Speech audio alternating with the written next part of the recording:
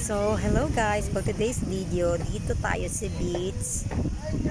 Relaxing lang. We're not going to swim, but we're only relaxing and sitting over here. And I want to show you how beautiful and peaceful it over here.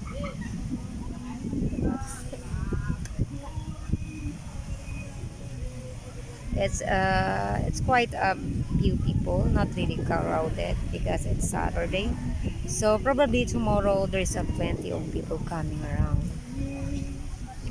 It's really beautiful between them. Well, anyway, thank you so much guys for watching. Much love everyone. Hi guys.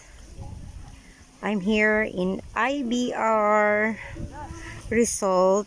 There's a houses. Look at that. If you want to get check in, so there is what a beautiful nipa house and made of bamboo also. So if you want an overnight, you can stay there. And there's also aircon one. You see that? Wow. But there is no people really sleeping at night here. So you can see it's windy at the moment. Wow, it's really beautiful. See that? I remember this, I think 3 years ago I was here. And still here guys. Look at that. So simple and very relaxing. Less people because it's Saturday. Probably tomorrow there's a plenty of people.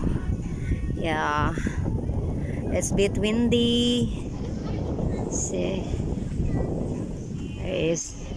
there is also hammock if you want to play there. That's beautiful.